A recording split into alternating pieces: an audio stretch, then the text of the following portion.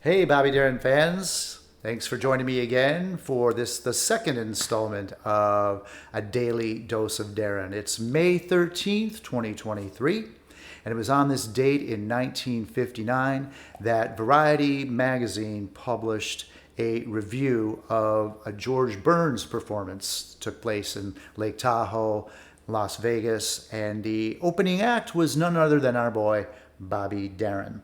And this is what the reviewer in Variety wrote about that particular show, about Darin specifically. Darin makes the stage side stroll with mic in hand for effective interpretations of Some of These Days, Mac the Knife, and his rocking Splish Splash. He's a personable pro at 22, and his presentation and ease are infectious. Well, yeah, that sounds like Bobby Darin, right? Interesting to note that in May of 1959, Mac the Knife had not yet been released as a single. I guess this was just a song that Bobby was covering and doing in his nightclub shows. But of course, George Burns and Bobby Darin would forge a long-standing friendship, and George Burns often spoke very highly of Bobby Darin throughout his career, gave him some, not scolding advice, but tough love, let's say, during their relationship as well. So what was playing on the radio in May of 1959? Well, if you take a look at the Billboard Hot 100 for this week in 1959, you'll see that Dream Lover was just entering the Billboard Top 40. It would eventually go all the way to number 2.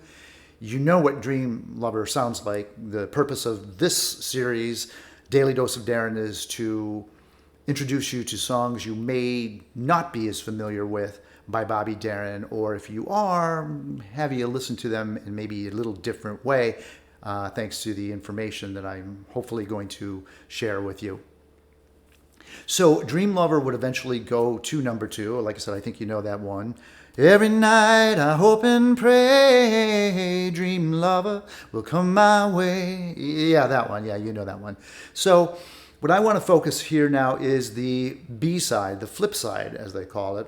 B-side, flip side. You flip the single over. Atco Records, I think, was the label, wasn't it? I'm pretty sure.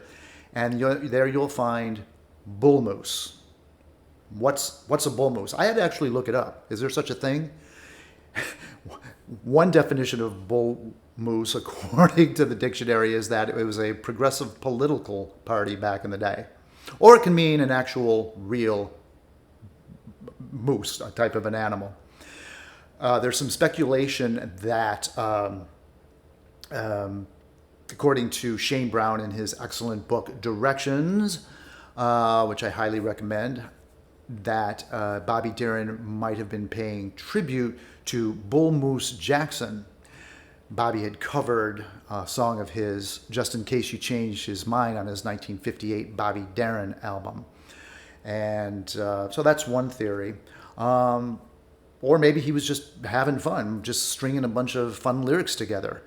I don't think there's any lyrical importance attached to them. The song, according to Jeff Blyle, another writer who wrote That's All, Bobby Darin on Stage Screen, writes that Bullmoose is probably, arguably, Bobby Darin's greatest rock and roll record ever. I would think that you could make a strong case, and when you listen to this, I think you might find yourself agreeing with that assessment as well.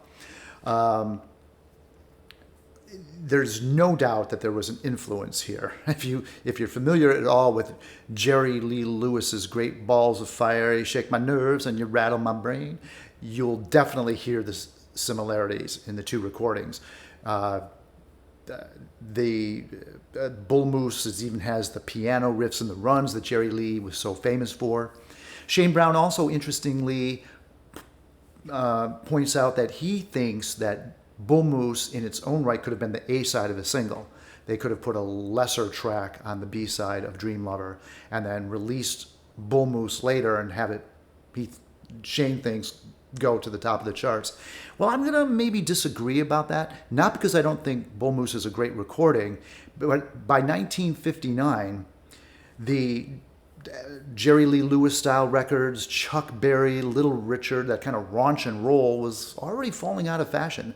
Their prime chart days Those three and others like them were the mid to late 50s, and by 1959 that they weren't doing as well on the charts. So maybe if Bobby Darin had released Bullmoose a year earlier, maybe instead of Early in the Morning, or right around the time that Early in the Morning came out, which was the follow-up to Splish Splash, maybe that might have propelled him to the top of the charts. Anyway, Bullmoose is a fun record, and if you're just in the mood to party, hey, it's the weekend, baby. It's the day before Bobby Darin's birthday, which was May 14th. So just have a great time with this. Thanks for listening, and enjoy your Daily Dose of Darin.